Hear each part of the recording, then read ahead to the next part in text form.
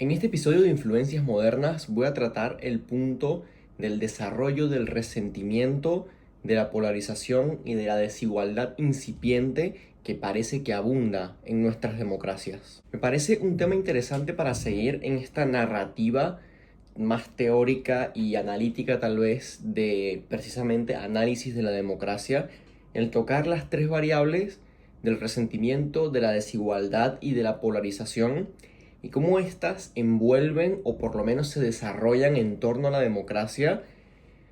casi que como fenómenos o variables que podríamos ya llamar estructurales por el desarrollo que han tenido nuestras sociedades gracias a la evolución del capitalismo, gracias a la aceleración de procesos institucionales y de dinámicas socioculturales post pandemia, y por qué no también gracias al crecimiento o a la aceleración también de tendencias extremistas a nivel político. Lo cierto es que si nos ponemos a pensar la democracia liberal como el modelo hegemónico, podemos decirle, está pasando tal vez por un momento de inestabilidad que ya podríamos llamar como inestabilidad estructural, pero porque estas tres variables ya han dejado de ser, o por lo menos han trascendido el espacio político e ideológico que envuelve a un proyecto de gobierno, que envuelve tal vez a un régimen democrático, y han pasado a convertirse tal vez en variables que no solo son estructurales como mencioné al principio,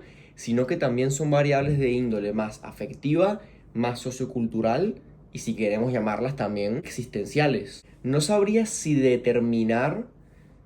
o si concluir apresuradamente que estas tres variables son lo que explica la inestabilidad total de las democracias liberales, ni tampoco que son variables que pueden implicar una recesión de la democracia o un retroceso, mejor dicho. Pero sí pienso que tomar estas tres variables y enmarcarlas en tres contextos que ya voy a desarrollar es interesante para señalar tal vez una evolución de la democracia como modelo y por supuesto un síntoma de descomposición. Esta descomposición o este retroceso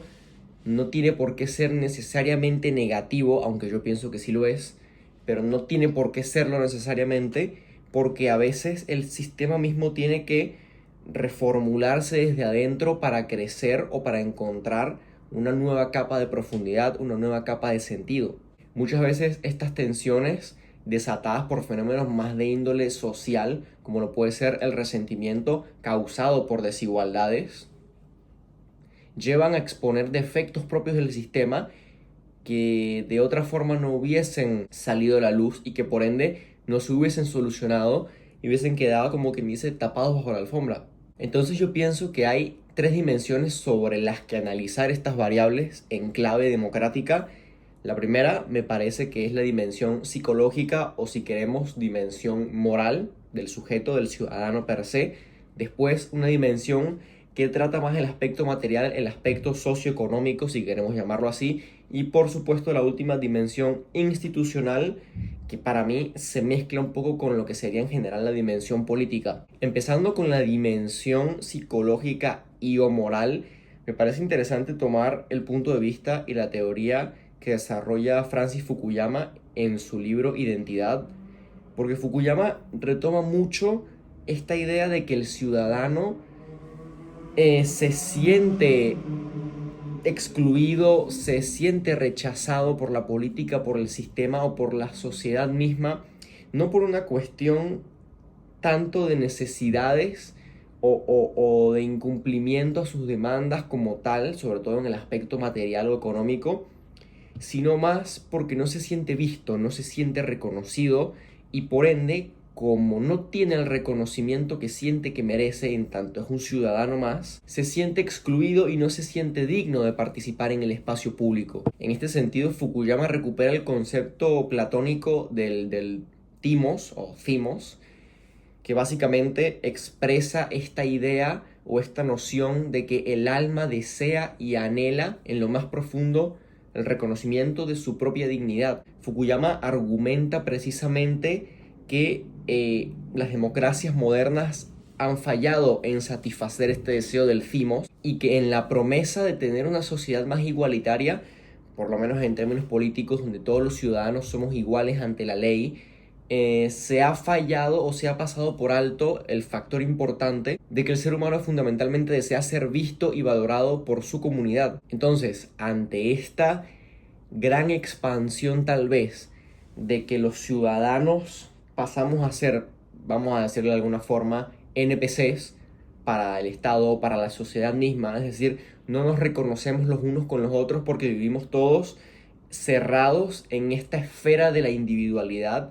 que se ha creado con el impulso precisamente de la evolución del capitalismo en la lógica de la democracia liberal moderna. También hay que sumarle dos fenómenos interesantes que son el fenómeno de la isotimia y el fenómeno de la megalotimia. Fukuyama fundamenta que estos dos fenómenos surgen en dos esferas del ser humano distintas. La isotimia surge en la esfera privada, en la esfera individual, que parte de la esencia del concepto de thimos, y es el deseo del ciudadano de ser reconocido como un igual ante otros. De aquí surge la lógica identitaria, por supuesto, de la conformación de movimientos sociales que buscan representar a ciertas minorías o a ciertos sectores de la población, porque fundamentalmente los mueve esta idea de ser reconocido como un igual ante otro. Entonces, si nos juntamos un grupo de personas que pertenecemos a un mismo trasfondo sociocultural y organizamos, nos congregamos para impulsar determinado tipo de mensaje, no solo la conexión va a ser mucho más fuerte, sino que esa sensación de reconocimiento se va a cumplir porque somos reconocidos en tanto somos iguales con nuestro par, por lo menos simbólicamente, y eso a nivel general es la fuerza que mueve a la democracia desde el individuo. Por eso el individuo tiene la tendencia a creer en la democracia porque cree que su voto lo hace sentirse reconocido ante la esfera pública. Después el concepto de megalotimia surge más desde la esfera del individuo cuando compite o adquiere poder. Esto Fukuyama lo argumenta como que surge más desde la esfera de las élites o desde la esfera más aristocrática de la sociedad, y que por ende el trabajo o uno de los trabajos de la democracia es canalizar esta megalotimia y que ésta termine siendo dictada por la lógica del mercado, por la lógica económica. Por eso capitalismo, democracia liberal se llevan también, o por lo menos desde la visión de Fukuyama, para que así se contenga lo que Fukuyama define como este deseo a ser visto o reconocido como superior a los demás. Es decir, la megalotimia se contrapone a la isotimia porque se busca que la gente o que el resto de ciudadanos te perciba como un superior, y por ende tiene sentido que el resentimiento, que la polarización y que la pérdida de afecto hacia la democracia o hacia la política se desarrolle en esta lógica donde las élites buscan preservar su poder no solo económico sino político y simbólico, porque fundamentalmente quieren ser reconocidos como un superior, quieren tener un lugar más alto en esta cadena, vamos a decirle, psicológica. Entonces tienes una lucha que a nivel general es una lucha por reconocimiento a dos bandas, solo que por un lado se persigue el reconocimiento para ganar superioridad como señal de estatus, como señal de poder. Por otro lado se persigue el reconocimiento como señal de dignidad o como señal de que perteneces también. Esta lógica, si no es evidente ya, genera un campo de batalla, genera un fuerte conflicto a nivel social y sobre todo a nivel psicológico, porque se genera esta división casi que palpable entre un grupo que se reconoce como rechazado, como marginado, como perjudicado, porque así se ven y se congregan para hacer ver eso y para reconocerse y validarse, y otro grupo que como ve amenazado su estatus, ve amenazado su poder, se congrega también precisamente para hacer la contracara y para elevarse todavía más por encima de aquellos que consideran inferiores. Desde esta lógica simbólica podríamos argumentar que surge la polarización y que por ende, como efecto, surge también el resentimiento. Entonces tenemos ya en este punto una democracia que se está viendo configurada a nivel psicológico y moral por parte de los ciudadanos, casi que como una lucha entre aquellos que persiguen estatus, que persiguen poder porque quieren sentirse y ser reconocidos como superiores, y aquellos que persiguen la validación de la sociedad porque quieren sentirse parte, porque quieren ser reconocidos, quieren ser vistos. Ese es un primer punto, la dimensión psicológica donde el ciudadano se percibe de un lado o del otro y en donde fundamentalmente empiezan a surgir esos conflictos o esos resentimientos porque de un lado no me reconocen, del otro no se me atribuye el poder que yo considero que se me tiene que atribuir. No sé si tiene mucho sentido, espero que al final lo tenga, pero pasando a la dimensión económica y material, hay algo muy interesante y es el concepto de tiranía del mérito. Y esto espero que pueda tener sentido con lo que acabo de desarrollar de Fukuyama, porque creo que es muy interesante y tiene un hilo conductor. Cuando uno habla de la tiranía del mérito, uno por lo general suele anclarse en esta teoría o en esta visión de que uno tiene que conseguir las cosas en la sociedad a base de esfuerzo y a base de mérito, y que por ende el que no lo consigue o el que no lo logra es un fracasado, o por lo menos es una persona que no lo intentó o que no tuvo el mérito suficiente para merecer o alcanzar determinado resultado. Sobre todo esto se ve cuando se hace la comparativa entre un individuo o un grupo y otro grupo que a priori, teniendo las mismas condiciones o el mismo acceso a determinadas oportunidades, muestran resultados completamente distintos. Aquí ya hay un leve traspaso de esta lógica psicológica entre quienes desean ser reconocidos y quienes desean poder o estatus. Lo veremos luego, pero estos mensajes a nivel sociopolítico de si no te esforzaste lo suficiente, no mereces los resultados, también van creando esta línea divisoria entre los que desean reconocimiento y los que desean poder. Por ende, bajo esta lógica de la tiranía del mérito, los ganadores o aquellos que consiguen los mejores resultados lo atribuyen siempre a su esfuerzo, lo atribuyen siempre a que aprovecharon mejor las oportunidades y lo atribuyen siempre a factores no estructurales. Por otro lado, los mal llamados perdedores siempre quedan en esta esfera o en este espectro de humillación, de no reconocimiento, de, vamos a decir, olvido por parte de la sociedad, porque la sociedad misma no los hace sentir merecedores de ningún reconocimiento y ellos, bajo este discurso de la tiranía del mérito, se sienten menos, se sienten no reconocidos, se sienten poco vistos o invisibles y empiezan a desmarcarse simbólicamente de estas personas que vamos a llamar las élites con propósitos de diferenciar nada más. Se encierran en este papel de resentimiento y en este papel de diferencia en la que como yo no soy visto y como yo en el fondo sé que no recibí por X o por Y las mismas oportunidades, los mismos recursos o las mismas facilidades a nivel social, no pude acceder a lo que estas personas del grupo de las élites sí pudieron acceder para alcanzar sus objetivos o para tener éxito. En este sentido, acá podemos hacer encajar o explicar por qué los discursos que no solo polarizan de esta forma, por ejemplo en el caso del mercado de mérito, no mérito o de, por ejemplo, libertad contra regulación, siempre también se atribuyen a este par dicotómico de tipo de persona o de tipo de ciudadano que defiende uno u otro porque se cree con más o menos oportunidades en relación al discurso y sobre todo en relación a su posición socioeconómica. Entonces, volvemos a la dimensión psicológica y moral en la que en este caso se te encasilla desde el mismo discurso y desde la misma política estatal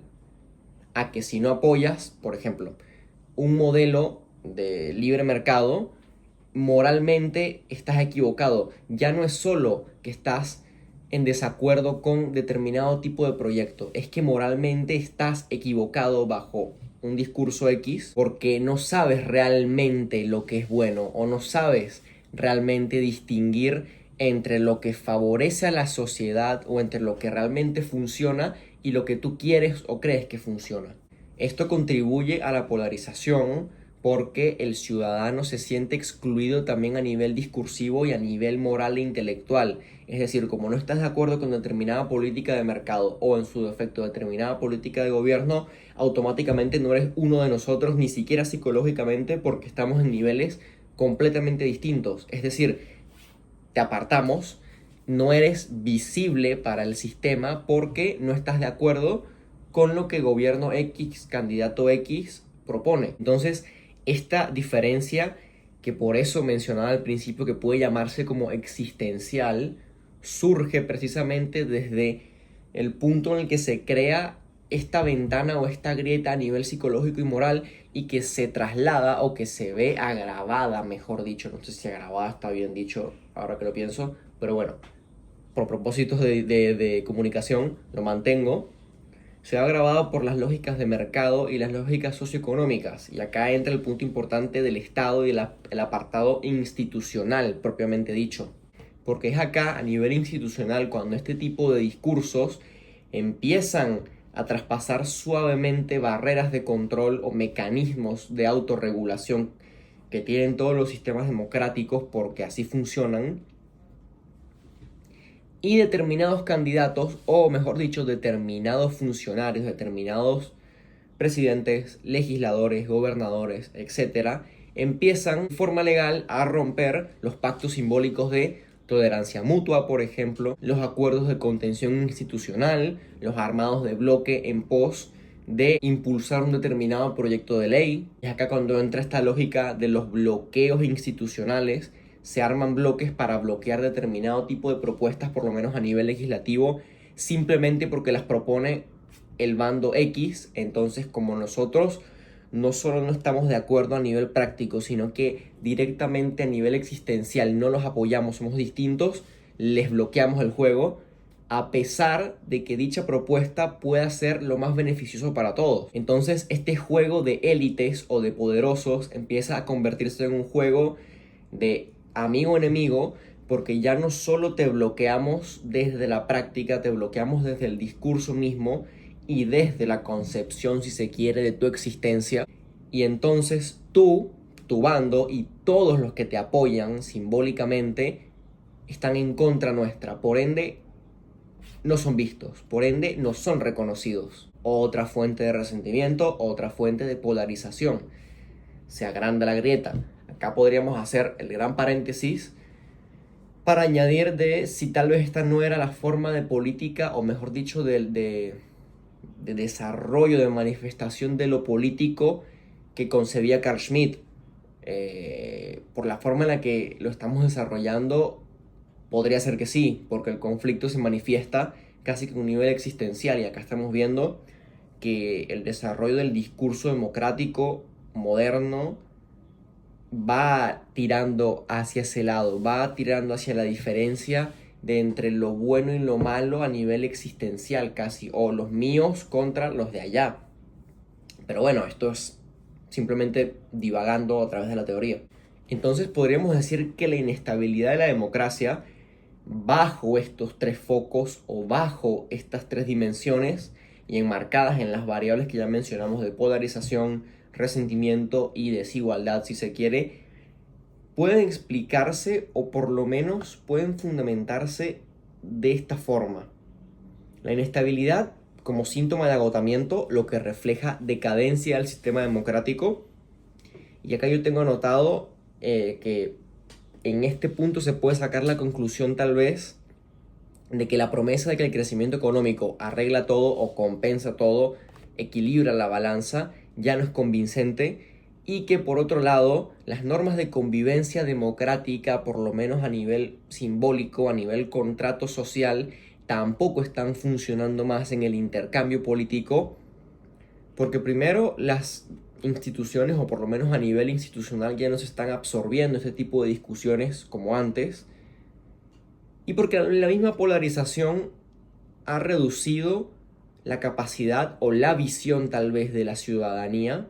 para deliberar. Es por esto bastante común que, por ejemplo, en un país en el que los políticos o los líderes son visiblemente corruptos, pero en el que también hay altos niveles de polarización y de división de bandos, no se suele castigar tan severamente o directamente ni se castigue a nivel electoral y sobre todo a nivel social y de prensa y de medios a estos candidatos o a estos políticos y funcionarios corruptos, porque precisamente se los defiende o se los ampara bajo la excusa de que discursivamente y simbólicamente están de mi lado, entonces no los critico, no los castigo. La otra conclusión o la otra lógica de la inestabilidad que surge de estos desarrollos, tengo anotado acá, es tal vez una lógica de evolución, una lógica de transformación. Y esta inestabilidad tal vez se debe a que a nivel estructural la democracia está evolucionando y que estos fenómenos de polarización y de resentimiento son males necesarios para que precisamente pueda crecer, pueda romper esta especie de techo de vidrio. Entonces, esta lucha por el reconocimiento de distintas minorías y de distintos grupos sociales, vamos a decirle, que se sienten poco vistos, que se sienten no reconocidos, que se sienten invisibles, desestabiliza el status quo, desestabiliza esta idea de falsa paz, de falsa convivencia pacífica y muestra los verdaderos problemas bajo la alfombra que tienen los sistemas democráticos para que a través de esta expansión la democracia pueda corregir y pueda mejorar. Entonces acá ese conflicto entre megalotimia e isotimia tiene sentido y es necesario porque se manifiestan los intereses de uno contra los intereses de otro y al final en este tipo de conflictos siempre termina ganando el interés mayoritario que parecería ser el interés de la isotimia. Tal vez es un efecto o es una etapa de la democracia que como sistema se autocorrige o por lo menos muestra sus falencias para poder evolucionar, como lo ha mostrado en otros momentos de la historia. La otra causa de inestabilidad enmarcada en estas dimensiones es algo tal vez más sencillo, que puede sonar más lógico, y es que estamos cediendo finalmente ante las lógicas de mercado y que por ende las lógicas de mercado y las lógicas económicas y materiales van a pasar a primar sobre las lógicas democráticas y sobre todo políticas, y se va a crear precisamente esta gran grieta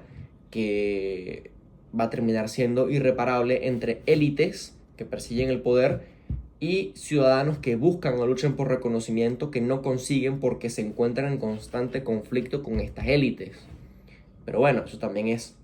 especulación. Yo acá, en este episodio, que fue un poco caótico, porque lo hice así, con un guión más improvisado, porque quería tratar de encontrarle el sentido a esta idea de que la democracia se ve atacada o por lo menos pierde estabilidad con el resentimiento y con la polarización. Quiero concluir tal vez con la idea de que la polarización y el resentimiento que afectan a nuestras democracias son una consecuencia de una lucha casi existencial que se está gestando a nivel social y a nivel psicológico, como lo manifiesta Fukuyama, entre grupos que de una u otra forma quieren oprimir a otros grupos y que buscan exprimir al máximo todas las ventajas que tienen a nivel estructural para desmarcarse y para poder ejercer un control. Con esto no digo necesariamente que haya un retroceso hacia los totalitarismos / autoritarismos, pero pienso que las democracias pueden funcionar, pueden evolucionar, tal vez hacer un sistema en el que el voto sea algo simplemente nominal y, como ya hemos visto o estamos viendo en algunos países, la representación simplemente cambie de manos y de nombres, pero no de ideas, no de agendas. Es algo que tal vez habría que desarrollar no solo desde un punto político, sino precisamente más existencial, sociológico y tal vez antropológico. No me voy a meter en eso ahora. Este episodio es caótico precisamente porque es una reflexión en la que pretendo tal vez dejar sobre la mesa el tema para ver si lo puedo desarrollar en otro capítulo o en otro video tal vez de otra índole. Pero bueno, espero que se haya entendido, espero que haya tenido sentido. Ya saben que el podcast lo pueden escuchar abajo en Spotify, está el link en la descripción. Hay otros links también para acceder a otro tipo de contenido sobre ciencia política. Bueno, el link del Twitter para los artículos y demás. Así que bueno, nos vemos en un próximo episodio.